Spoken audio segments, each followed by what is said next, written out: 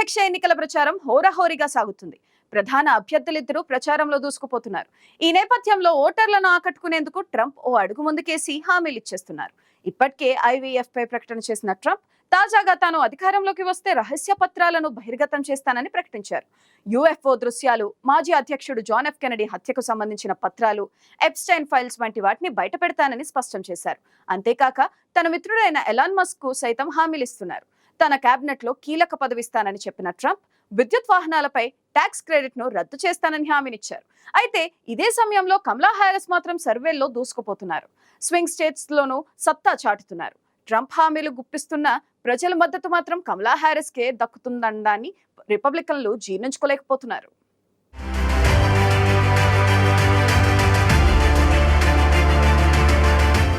America అధ్యక్ష ఎన్నికలు రసవత్తరంగా సాగుతున్నాయి. ప్రధాన అభ్యర్థులు ఇద్దరూ ఒకరిపై ఒకరు విమర్శలు చేసుకుంటూ ప్రచారంలో దూసుకుపోతున్నారు. అంతేకాక ప్రజలకు హామీలను గుప్పిస్తున్నారు. ఇటీవల తాను అధికారంలోకి వస్తే మహిళలకు ఉచిత ఐవీఎఫ్ చికిత్సను అందించాలనుకుంటున్నట్లు డెమోక్రటిక్ పార్టీ అభ్యర్థి మాజీ అధ్యక్షుడు ట్రంప్ ప్రకటించారు. తాజాగా ప్రజలకు ట్రంప్ మరో హామీనిచ్చారు. అధ్యక్ష ఎన్నికల్లో తాను గెలిస్తే అమెరికాలోని అత్యంత రహస్య విషయాలను బట్టబయలు చేస్తానని ట్రంప్ హామీ ఇచ్చారు. ఓ పాడ్కాస్ట్ కార్యక్రమంలో పాల్గొన్న ట్రంప్ పలు ఆసక్తికర విషయాలు వెల్లడించారు.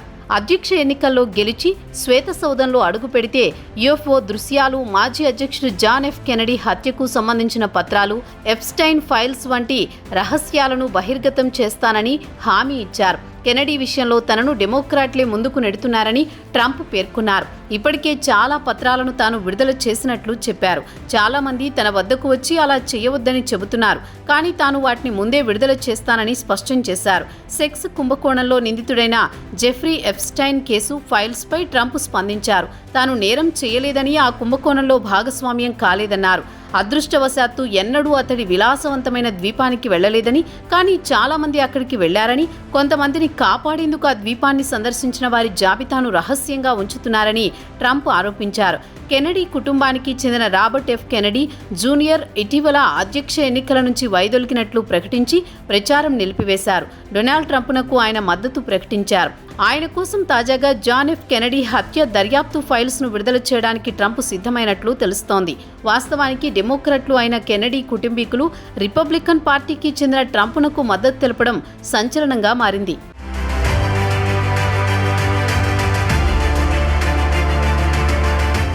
మరోవైపు డొనాల్డ్ ట్రంప్కు టెస్లా సీఈఓ ఎలన్ మస్క్ నుంచి పూర్తి మద్దతు దక్కుతోంది. అదే సమయంలో తాను అధికారంలోకి వస్తే తన ప్రభుత్వంలో ఈ బిలియనీర్కు సముచిత స్థానమిస్తానని ట్రంప్ అంటున్నారు. ఇప్పటికే కేబినెట్లో చోటు కల్పిస్తానని, అలా కాకపోతే సలహాదారుడిగానైనా నియమిస్తానని గతంలో స్పష్టం చేశారు. తాజాగా మరోసారి అదే అంశాన్ని ఆయన ప్రస్తావించారు. మస్క్ కోసం ట్రంప్ ఒక పదవిని ఫైనలైజ్ చేశారని తెలుస్తోంది. వాటిపై సీఈఓ కూడా స్పందించారు.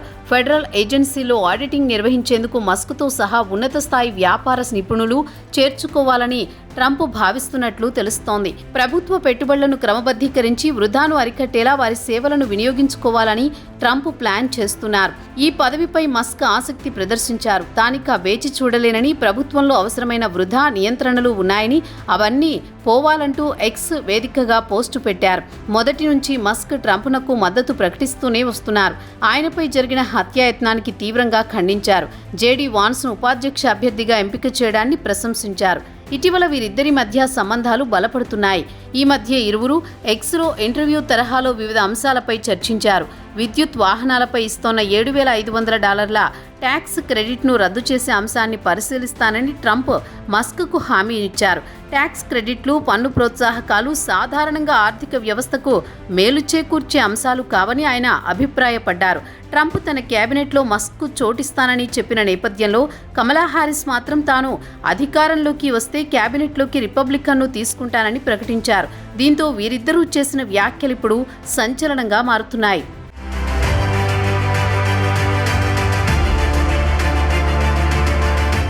ఇదిలా ఉండగా అమెరికా అధ్యక్ష ఎన్నికల్లో డెమోక్రాట్ల అభ్యర్థి కమలా హారిస్ విజేతగా నిలిచే అవకాశాలు నానాటికి పెరుగుతున్నట్టు సర్వేలు వెల్లడిస్తున్నాయి. తాజాగా CNN వార్తా సంస్థ చేపట్టిన సర్వేలో కమలా హారిస్ దూసుకుపోతున్నట్లు తేలింది. ఎన్నికల ఫలితాలను ప్రభావితం చేసే అతి కీలకమైన 6 స్వింగ్ స్టేట్స్లో ఆమె హవా కొనసాగుతోందని వెల్లడించింది. ఆ రాష్ట్రాల్లో విస్కాన్సిన్, మిషిగన్లలో ఉపాధ్యక్షురాలు స్పష్టంగా ముందంజలో ఉన్నారు. అరిజోనాలో మాత్రం ఆమె ప్రత్యర్థి రిపబ్లికన్ల అభ్యర్థి డొనాల్డ్ ట్రంప్ది పైచేయిగా ఉంది. ఇక జార్జియా, నెవెడా, పెన్సిల్వేనియాలో ఇద్దరి మధ్య హోరాహోరీ నెలకొంది. దాంతో ఈ మూడు ఎవరి వైపు మొగ్గితే వారే అధ్యక్ష పీఠం ఎక్కడం దాదాపుగా ఖాయమంటున్నారు.